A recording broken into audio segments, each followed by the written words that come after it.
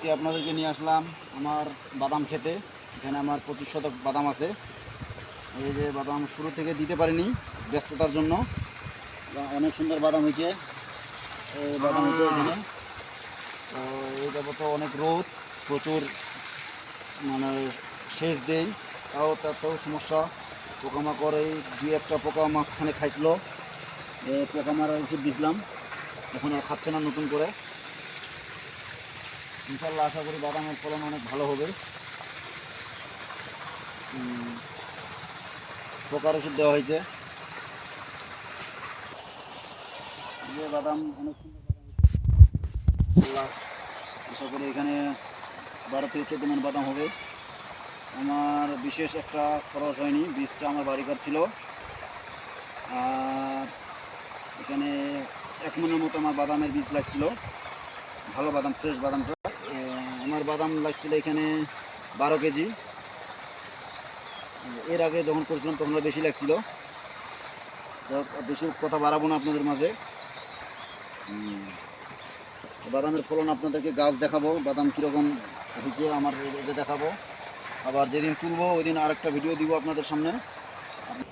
আজকে এখন আপনাদেরকে দেখাবো বাদামের আমার ফলন কেমন হয়েছে।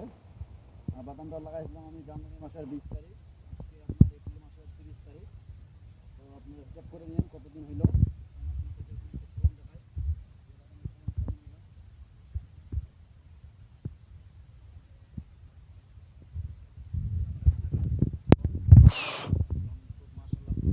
এই যে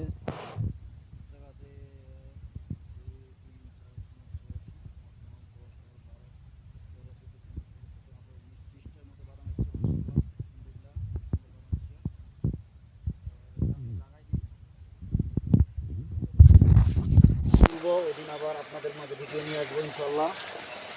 তো আপনাদের যে মোটরটা দিয়ে আমি পানি দিই, নিয়মিত পানি দিই, ওই মোটরটা আপনাদেরকে একটু দেখাই। ওই পুষ্টিটা আমার ভাতিজা হয়, ও খুব সুস্থ। এইটা আমার মোটর, নিজস্ব মোটর আমি করছি। এটা বাদাম থেকে পানিটা দিই, দিয়ে দিই পানি, বাদামটা দিয়ে দিই, পানিটা লামটা আর দিই, ঘুরে দিলাম, বন্ধ করে।